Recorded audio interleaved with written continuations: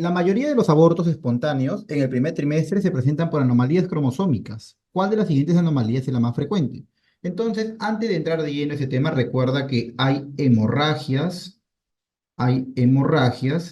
que las podemos dividir en la primera mitad, ¿no? del embarazo y hay otras que son de la segunda mitad del embarazo. Entonces, la causa más frecuente de hemorragia en la primera mitad del embarazo, de ley, son los abortos. Son los abortos. Pero ¿es la única? No. ¿Qué más hay?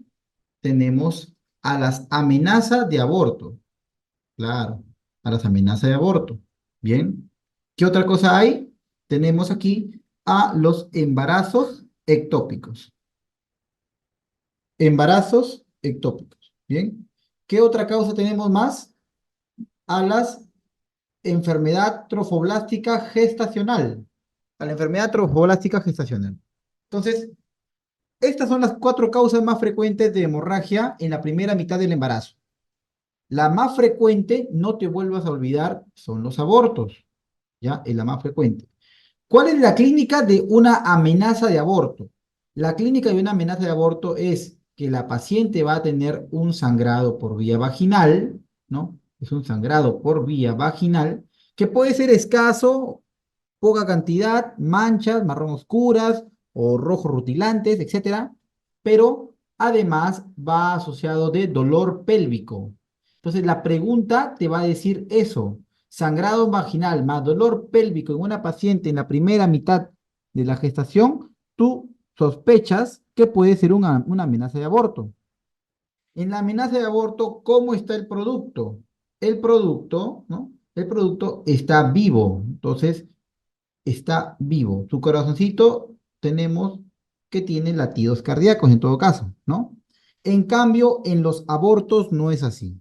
En los abortos podemos tener la paciente que tiene sangrado, sí. Puede haber dolor también, o sea, aquí también hay sangrado vaginal y también hay dolor, ¿bien? Sin embargo, en el aborto, el producto puede estar muerto, es decir, ya no hay latidos cardíacos fetales. ¿Y en qué circunstancias yo ya no tengo latidos cardíacos fetales?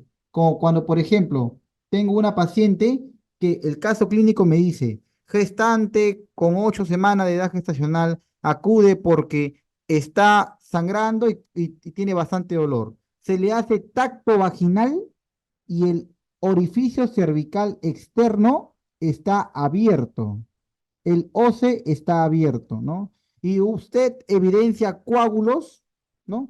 Sangrado vaginal en el canal vaginal. Entonces, OCE abierto más sangrado vaginal, entonces eso es compatible prácticamente con un aborto en curso, con un aborto en curso. Bien. Doctor, me dicen que el OCE puede estar abierto, el sangrado es escaso, y en el útero, observamos escasos restos nada más. Ya no hay embrión, ya no hay saco, solo hay restos. Ese embarazo, bueno, ese tipo de aborto, se considera un aborto incompleto. Un aborto incompleto. Cuando hay restos endouterinos, ¿no? Doctor, me dicen que el producto, el embrioncito, todavía está en la cavidad, pero no tiene latidos, como usted me dice, ya no tiene latidos, pero sí está el saco gestacional. Hay un saco gestacional, puede que haya o no haya un embrión, pero el producto sigue todavía en la cavidad. Entonces, a esto vamos a considerarlo nosotros un aborto retenido. Aborto retenido. Y en el aborto retenido, el orificio cervical externo está cerrado. En cambio, en el aborto incompleto, el orificio cervical externo está abierto. Está abierto. En el aborto en curso hay un óseo abierto y el sangrado vaginal está incrementando, ¿no? Porque está expulsándolo. Bien. En cambio, en el aborto incompleto, el sangrado vaginal es escaso, leve, todavía está, ¿no? Poquito. Bien. Este, doctor, me dice que el producto, vamos a poner por acá mejor, sí tiene latidos. Ah, mira, sí tiene latidos, claro. Tiene latidos, vamos a poner borrador, aquí. El producto tiene latidos, pero el saquito está ya expulsándose. Por ende, el OCE está abierto. Tengo el OCE abierto. El OCE está abierto ya. El OCE y el OCE están abiertos. Y el saco está expulsándose. Está expulsándose, pero las membranas están íntegras. Entonces, el producto puede que esté vivo, y las membranas están íntegras. Ya no será un aborto en curso. Ese será un aborto inminente. Aborto inminente. Entonces, un aborto inminente es cuando el producto todavía tiene latidos cardíacos fetales, pero las membranas, literal, ya están en el óseo. Yo palpo las membranas. El producto puede que tenga latidos, pero está ahí. Están las membranas, todavía están queriendo salir. Entonces, es un aborto inminente. Doctor, el OCE está abierto, pero las membranas están rotas. Entonces, eso será un aborto inevitable. Inevitable. ¿Listo? Entonces, son los diferentes tipos de aborto que te pueden preguntar. No te olvides, y te los marco aquí, de color verdecito, un aborto en curso, un aborto incompleto, un aborto retenido, un aborto inminente y un aborto inevitable. Inevitable. ¿Bien? Es, es importante que tú puedas recordar eso. Uno habla, ten cuidado, uno habla de incompetencia cervical, porque por ahí seguro ahí está con la pregunta, ¿no? Doctor, pero en la incompetencia cervical también las membranas están íntegras, ¿no? Y pues el producto puede estar saliendo, claro. En la incompetencia cervical, el producto puede estar vivo. Ahí está vivo. Tiene latidos cardíacos fetales. Y las membranas están protruyendo, ¿no? Probablemente, ¿no? Y el cuello está corto, ¿no? Más cuello corto, cervix corto. Pero, ¿qué es lo que pasa con la incompetencia cervical? ¿Puede haber sangrado? Puede haber sangrado, pero no hay dolor. No hay dolor. En cambio, en el aborto, como hemos visto, sí hay dolor, sangrado y dolor. Entonces, en un examen, cuando te pregunten de incompetencia cervical, te van a decir eso. Una paciente que acude generalmente más de las 12 semanas. Paciente que acude con 16 semanas de edad gestacional, que refiere que desde hace 6 horas ha presentado un sangrado por vía vaginal escaso. Cuando uno le examina y le hace la especuloscopía, observa membranas que están protruyendo por el canal, por el canal cervical o por el orificio cervical.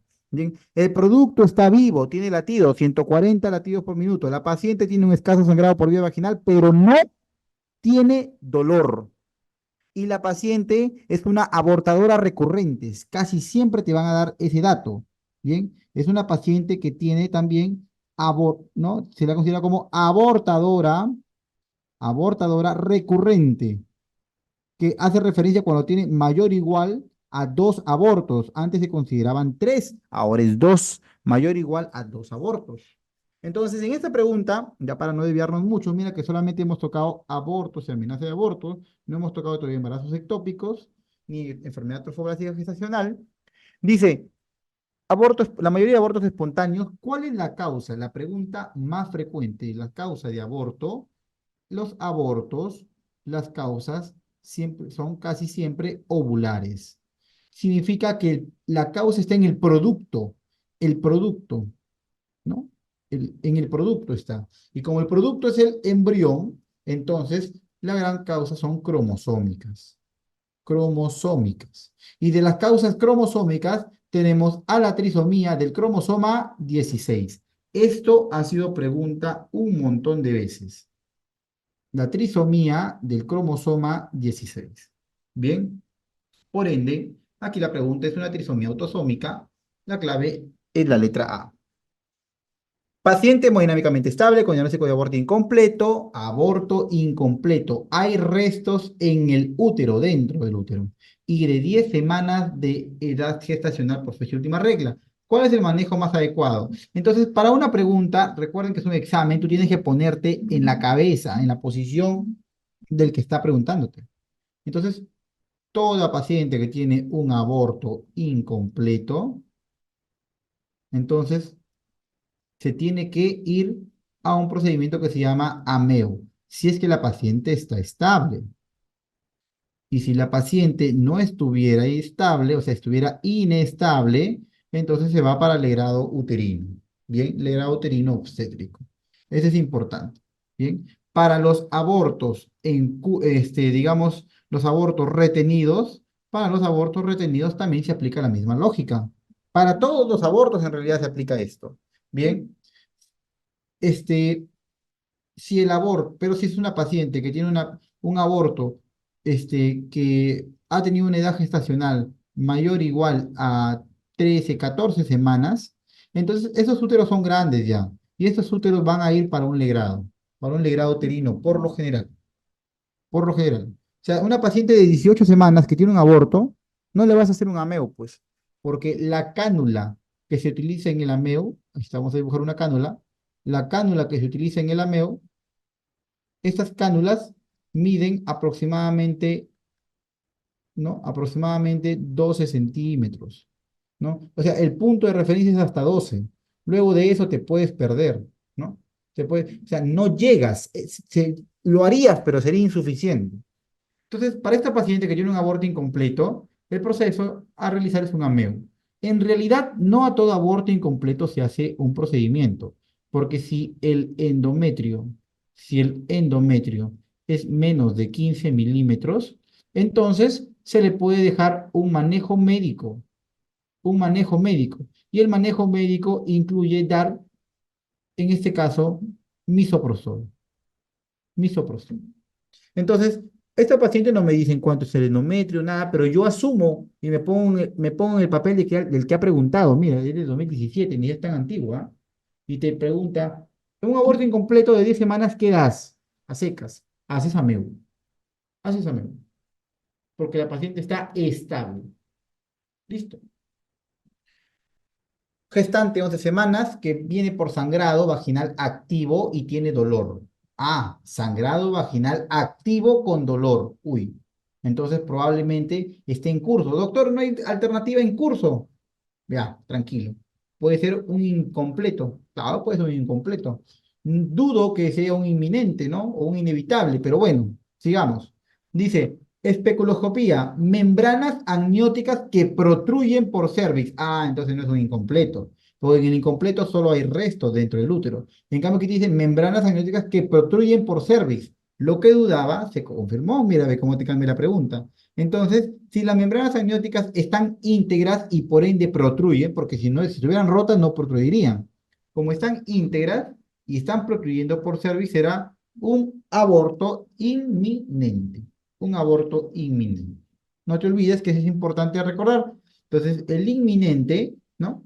El inminente son con membranas íntegras y el inevitable son con membranas rotas. El incompleto es el que tiene restos dentro del útero, ¿no? El completo, no existe un aborto completo, ¿ah? Esa palabra no existe, pero nosotros lo volvemos completo con un manejo médico, ¿bien? Y el frustro es el retenido, ¿no? El retenido. Listo. Muy bien, entonces aquí la clave es la letra E. Paciente, 34 años, dice que tiene un antecedente de un aborto fetal. Mira, aborto fetal. Recuerda que cuando hablamos de feto, a partir de las 9 semanas de edad gestacional. Mira, entonces tiene un aborto fetal hace 2 años con diagnóstico actual de mola iratiforme persistente. Bien. El tratamiento consiste en un vaciamiento uterino y terapia profiláctica con qué. Bien. Entonces, esta paciente tiene una edad gestacional que está casi al límite. Recuerda que llamamos edad materna avanzada por encima o igual a 35. Y mira, esta paciente tenía un aborto antes hace 2 años, pero dice que tiene un diagnóstico actual de mola hidatiforme persistente. Entonces recuerda, ¿qué es una mola? Dentro de las enfermedades trofoblásticas gestacionales, se llaman así porque el que está alterado es el trofoblasto. El trofoblasto. Entonces recuerda brevemente que cuando el espermatozoide fecundó al ovocito secundario y se formó el huevo cigoto, que posteriormente se dividió en 2 células, en 4 células, en 16 células y un montón de cosas, y te formó una estructura que se llama la mórula.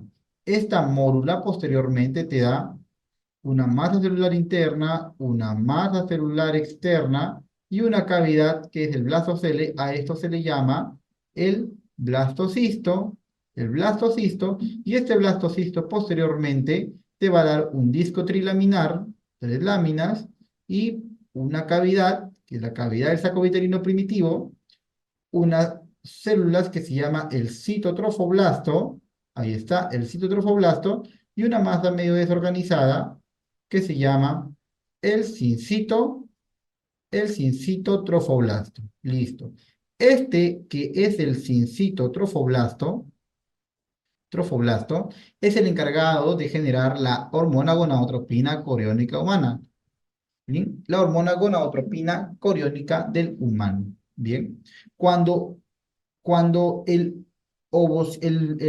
cuando el espermatozoide, ¿no? Cuando el espermatozoide ha fecundado un ovocito vacío, o también en las preguntas ponen nulisómico, entonces quiere decir que no tiene nada de carga. Entonces el espermatozoide viene, lo fecunda y dice, uy, no hay nada dentro. Y como yo tengo carga n y acá hay 0, n más 0 es n. Ah, no, lo que yo voy a hacer es duplico mi material y el n más n se vuelve 2n. Y entonces ya tengo un huevo cigoto que es diploide. Pero te pregunto, ¿tendrá carga materna? No, tiene carga paterna.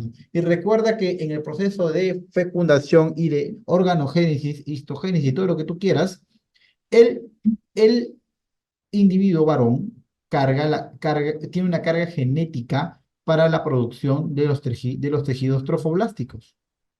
En cambio, los genes de la madre son genes que te regulan más la parte embrionaria o el embrioblasto.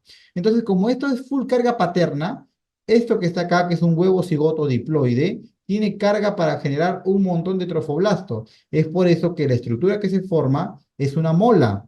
Es una mola y es una mola total. ¿Por qué una mola total? Porque primero, no hay individuo, no hay embrión, porque solamente fue fecundado por un espermatozoide y no había un ovocito, no había la carga de un ovocito. ¿Y por qué se llamará mola total? Porque como no hay un embrión, todo esto es trofoblasto, todo es trofoblasto, un tumor de la placenta. Entonces, esa es la mola total. Bien. La mola también se puede generar cuando dos espermatozoides, ¿no?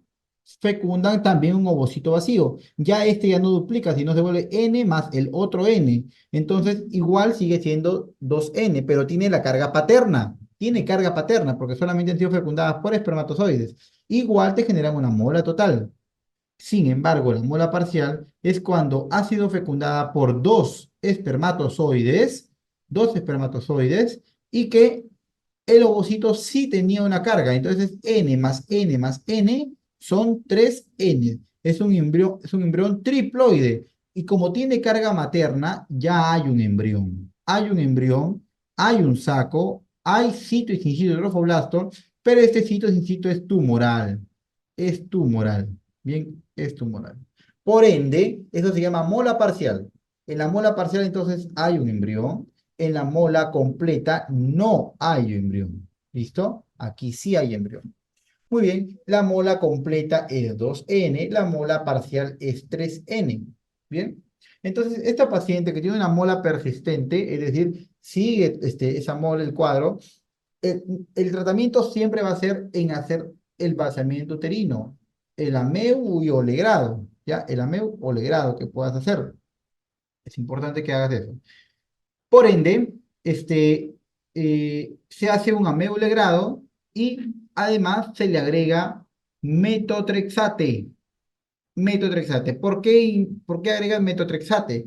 para inhibir la proliferación que pueda haber de todas estas células tumorales que son las células del sincito trofoblasto. El metotrexate lo que hace es inhibe la replicación de ellos, la síntesis del ADN, ¿no? De esta placenta tumoral. Entonces, el metotrexate en ginecología y obstetricia se utiliza bastante. Se utiliza en embarazo ectópico, ¿no? En el manejo médico, el embarazo ectópico, se utiliza en estas pacientes con mola identiforme, ¿sí o no? Entonces es importante que recuerdes eso. ¿Cuál es la localización del embarazo ectópico que si no es diagnosticado se suele romper después de las 8 y 16 semanas? Entonces recuerda que la pregunta aquí prácticamente es del embarazo ectópico. ¿Cuál es la localización más frecuente? Una localización ampular. Esa es la localización más frecuente. ¿Bien? Y si te preguntaran en general cuál es la localización más frecuente, tubárico. La parte de la trompa es lo más frecuente. La trompa tiene varias porciones. Una porción de la fimbria, una porción ampular, una porción íxmica, que es una de las más delgadas, y una porción intersticial, que es la que limita prácticamente con ya la pared del útero. Entonces, una parte de la trompa que está metida en el cuerpo del útero. Algunos le llaman cornual. Cornual. Bien. Entonces, el embarazo más frecuente es el ampular, es el tubárico ampular. El embarazo que más se rompe es el ísmico, porque es el más delgado, es el más endeble para que pueda romperse. Entonces, es el que más rápido se rompe a las 4 semanas, 5 o 6 semanas. El embarazo que difícilmente se rompe, pero cuando se rompe te genera una hemorragia masiva que te puede llevar a la muerte. Es el intersticial. Este se rompe tardíamente, se rompe a las 14 semanas, 12 semanas, ¿no? O sea, llega a edades grandes, porque un embarazo ectópico por lo general te llega de 7 semanas, de 8 máximo y eso, ¿ah? Pero este embarazo intersticial te llega con 12, 13 semanas. ¿Por qué difícilmente se rompe? Porque está rodeado de las paredes musculares que tiene el útero. Bien. Hay otros embarazos, como por ejemplo el embarazo fímbrico, que también también es poco frecuente, está considerando dentro de la trompa. El embarazo ovárico, que es rarazo, aquí figura 3%, por lo general es 0,1, ahora ha bajado la incidencia, 0,2%. El embarazo cervical, que está del cervix, como su nombre mismo lo dice, ¿no? Se desarrolla en el cuello del útero. Hay un embarazo que también es un embarazo en cicatriz de cesárea. En pacientes que han tenido cesárea, se inserta ahí el embarazo.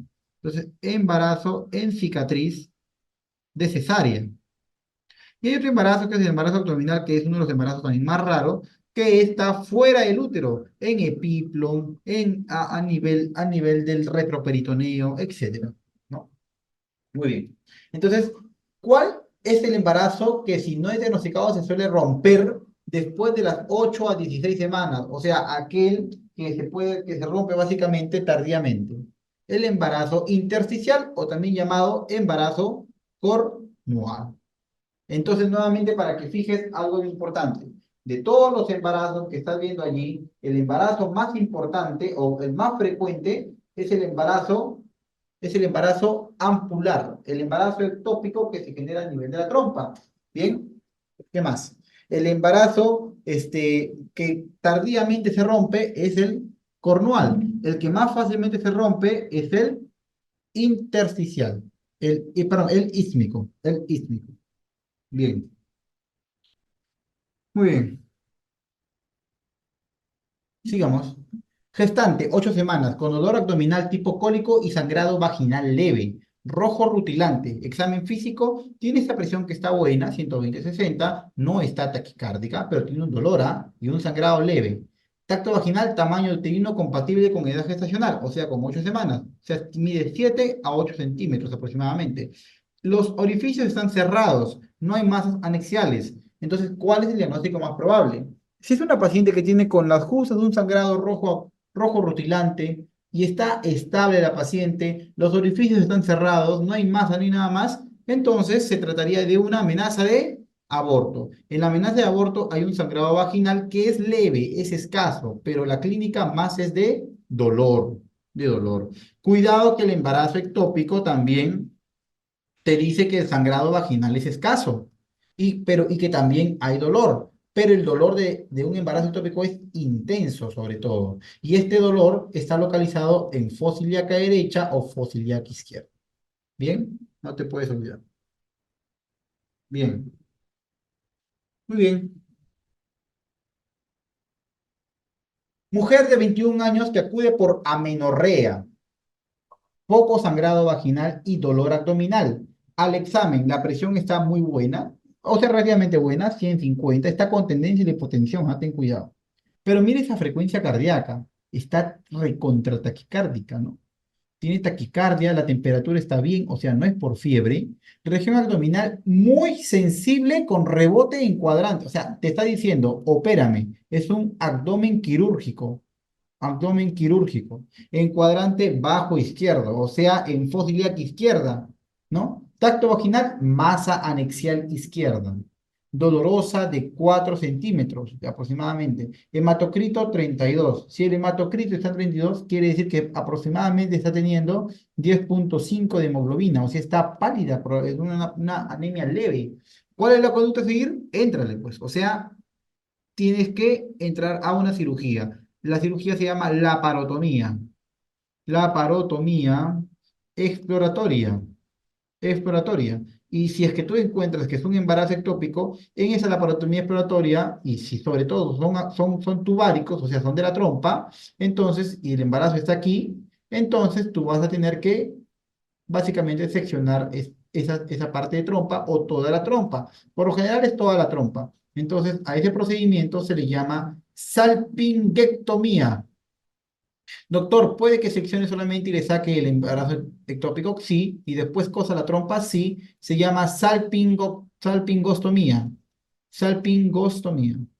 Pero la salpingostomía ya no se recomienda porque la salpingostomía tiene riesgo a que nuevamente desarrolle embarazo ectópico en esa trompa y pues de la nada te va a servir, pues, ¿no? Entonces, aquí el tratamiento para esta paciente es hacerle una indicación de cirugía. Muy bien, sigamos, por favor. Dice, mujer de 25 años con 7 semanas de amenorrea, con sangrado vaginal escaso, antecedente de enfermedad inflamatoria pélvica, hace un año que requirió hospitalización, signos compatibles con embarazo ectópico no complicado. Entonces te pregunta, te hace todo el trayecto para esto. ¿Cuál es la localización más frecuente de un embarazo ectópico? La localización más frecuente de un embarazo ectópico, ¿cuál es? La tuba, la trompa uterina. Y sobre todo, ¿cuál habíamos dicho? Habíamos dicho la porción ampular que es la porción más dilatada de la trompa, pero allí es donde se encuentra. Bien. ¿Cuál es el factor de riesgo más importante para embarazo ectópico? Entonces, dentro de todos los factores que tiene una persona para desarrollar embarazo ectópico, uno tiene que decir, a ver, ¿cuál es el factor de riesgo el que, la paciente tiene y que me va a conllevar en casi siempre a tener otro embarazo ectópico? El antecedente de embarazo ectópico. Ese es el que tiene el OR más alto, el odds ratio. Segundo, el que tenga antecedentes de cirugías. El antecedente de cirugías también tiene un OR elevado, pero el que tiene más OR es el antecedente de embarazo ectópico previo. ¿Cuál es el más frecuente? El que tenga antecedentes de cirugía. Es decir, es más probable que yo encuentre una paciente cesariada que le dé embarazo ectópico a una paciente que tenga un embarazo ectópico y que le vaya a dar otra vez embarazo ectópico. ¿Mm? No sé si me dejo entender. Entonces, porque las cesáreas son un montón, pues, ¿no? Se hace cesárea a un montón de personas diario. ¿Sí? En cambio, no son todas las que tienen embarazos ectópicos y que se les opera. Entonces, el factor de riesgo más importante aquí es embarazo ectópico previo, ¿no? El embarazo ectópico previo. Por ende, aquí la pregunta para esta, bueno, la respuesta, perdón, para esta pregunta siempre es embarazo ectópico previo. Dice, paciente de 22 años ingresa a emergencia por pérdida de conciencia. Examen, mide esa presión, está hipotensa, está taquicárdica. y está pálida, abdomen doloroso, rebote dudoso. Es decir, o sea, el que la está examinando tiene, no puede definir si es que adecuadamente está con un rebote o no.